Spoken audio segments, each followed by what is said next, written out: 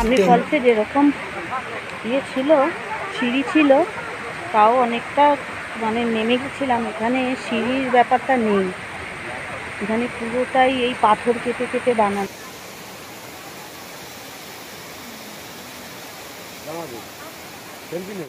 দুর্গা ফল।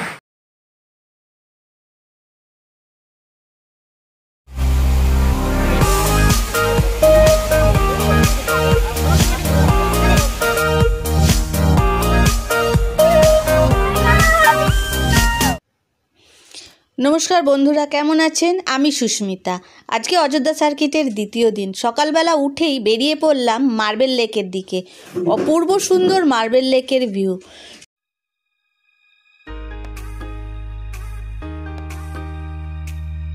Purulia Ayodhya circuit যদি trip plan করেন, অবশ্যই মার্বেল লেকটা আপনার লিস্টে লাগবেন। লিস্ট থেকে মার্বেল লেকটাকে বাদ দেবেন না, তাহলে অনেক বড় একটা সুন্দর ভিউ আপনার মিস হয়ে যাবে অযোধ্যা সার্কিটের মধ্যে।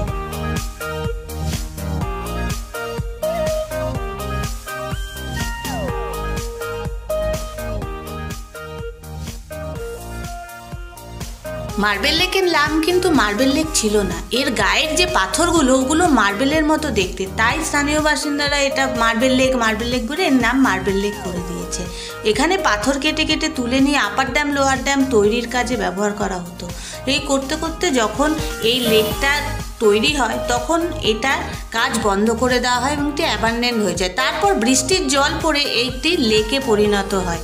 এই লেকটির মাঝখানে একটি গভীর খাদ রয়েছে, তাই এখানে কখনোই স্নান করতে যাবেন না, বিপদে পড়বেন।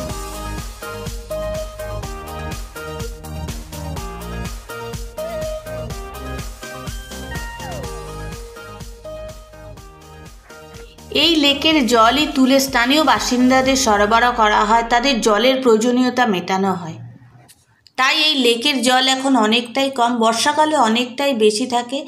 বর্ষাকালে যখন এই লেকটি ভরে যায়, লেকটির জলের রং অপূর্ব নীল রঙের দেখায়।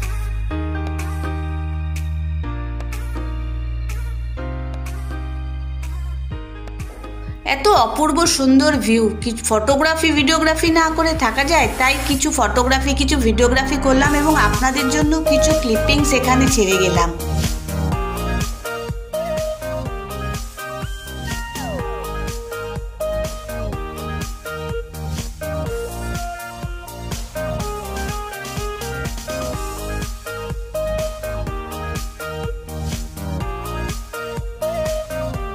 মার্বেল লেকে ফটোগ্রাফি করার পরে আমরা চললাম দুর্গা ফলসের দিকে। পথে সানভীর বক বক বক বক শুনতে শুনতে শুনলাম, সেই শুনে ভালোই রাস্তাটা কেটে গেল। আপনাদের রইল তার একটু ছোট্ট ক্লিপিং, শুনুন, আনন্দ পাবেন।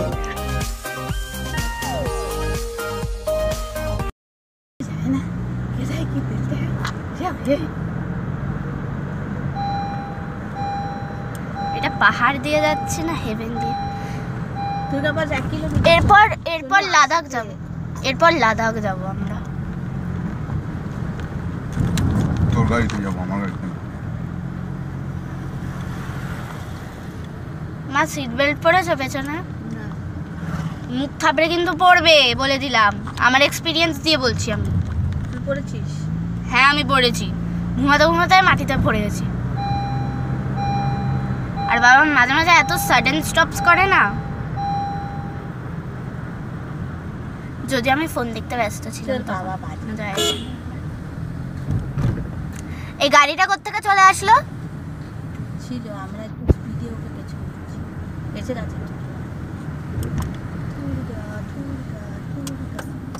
মা একটু চুপ থাকো, তোমার বাচ্চা কাল চলে গেছে, এবার চুপ থাকো। কে বাচ্চা? তুমি। এরপর আমরা পৌঁছালাম দুর্গা ফলসে। দুর্গা ফলস বাংরি ফলসের মতো তেমন উগ্র নয়, তবে এটি এর চেয়েও সুন্দর। অযোধ্যা থেকে বাঘমুন্ডি যাওয়ার পথে পড়ে দুর্গা ফলস। পুরুলিয়া থেকে 57 কিলোমিটার দূরে এই দুর্গা ফলস। পুরুলিয়ায় যতগুলি জলপ্রপাত রয়েছে তার মধ্যে দুর্গা ফলস অবশ্যই তাদের মধ্যে একটি অন্যতম জলপ্রপাত। এর স্ফটিক স্বচ্ছ জলের সাথে একটি সুন্দর কলকল আওয়াজ আপনি ওপর থেকেই পাবেন। টুরগা ফলস নামার রাস্তা খুব দুর্গম। এখানে সিঁড়ির নেই, সমস্তটাই পাথুরে রাস্তা, কিন্তু এত অপরূপ সুন্দর এই জলপ্রপাত যে আপনার এই নামার যে কষ্ট পাথর সেটা আপনি বুঝতেই পারবেন না। যখন আপনি ওই জলপ্রপাতের সামনে গিয়ে দাঁড়াবেন, আপনার সমস্ত কষ্ট ওখানেই লাঘব হয়ে যাবে যখন আপনি প্রথম জলপ্রপাতের দৃশ্যটা দামি দেখবেন। ফলসে যেরকম ছিল, সিঁড়ি ছিল, তাও অনেকটা মানে নেমে গেছিলাম। এখানে সিঁড়ির ব্যাপারটা নেই, এখানে পুরোটাই এই পাথর কেটে কেটে বানানো। খুব সাবধানে যদি না নামে খুব সমস্যা। তুই ওপরে থাক, আমি নিচে নেমে যাব তখন। টুরগা ফলসের প্রথম ভিউ।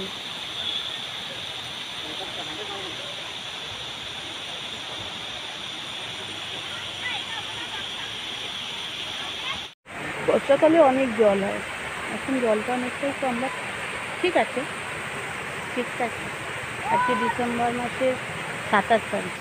এইটা নেবো তো এই বাবু এটি সরে না তোমার সমস্যা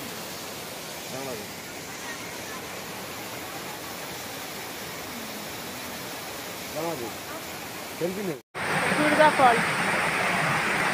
এতটা দুর্গম রাস্তা অতিক্রম করার পর যখন দেখলাম পাথরের ওপর দিয়ে ঝর্ণার জল দ্রুত গতিতে প্রবাহিত হচ্ছে এবং নিচে নেমে আসছে, সেই দেখে মনটা আমার আনন্দে ভরে গেল এবং এই দুর্গম রাস্তার কথা আমি ভুলেই গেলাম। ওখানের কিছু স্থানীয় বাসিন্দা আপনাকে হেল্প করবে ওই টুরগা ফলসের ওই পাথরদের নিচে একদম ফলসের সামনে যাওয়ার জন্য এবং ওখান থেকে আবার ওপরে ওঠার জন্য।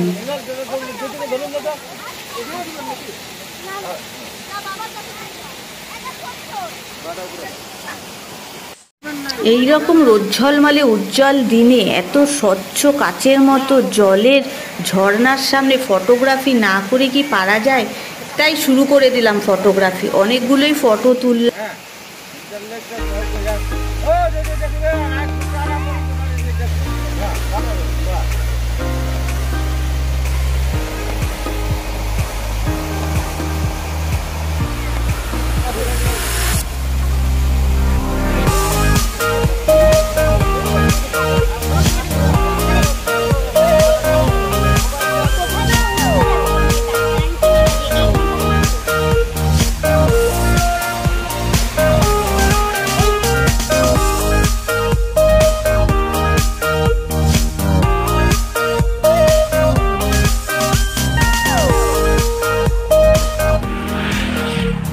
এটি টুরগা হাইড্রোলিক প্রজেক্ট, অযোধ্যা পাহাড়ে ঘেরা।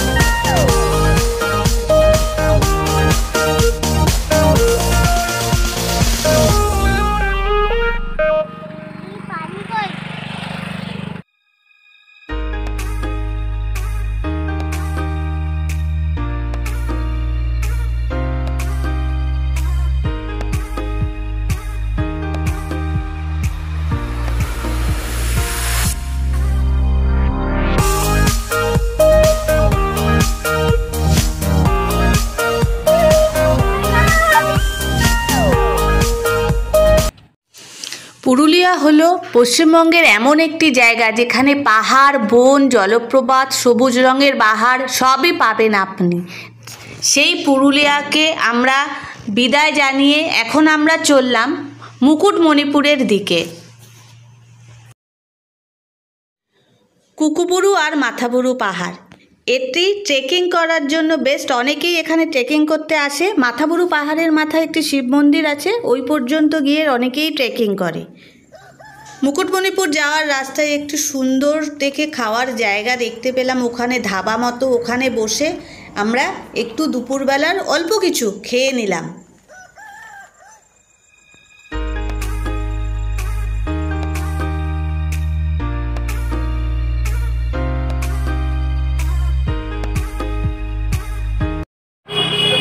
আজ 27শে ডিসেম্বর আমরা মুকুটমণিপুরে এখানে মেলা হচ্ছে অনেক বড়, অনেক দোকানপাট আছে, খাবার দোকান, জিনিসপত্র কেনার দোকান, বাচ্চাদের জিনিসপত্র কেনার দোকান। অযোধ্যা পাহাড়ের এপিসোড এখানেই শেষ করলাম। মুকুটমণিপুরের এপিসোড এবারে শুরু হবে। আপনাদের কেমন লাগলো অযোধ্যা পাহাড়ের সবকটি এপিসোড নিশ্চয়ই জানাবেন আমাকে। এই বলে আমি অযোধ্যা পাহাড়ের ট্রিপটা এখানেই কমপ্লিট করলাম।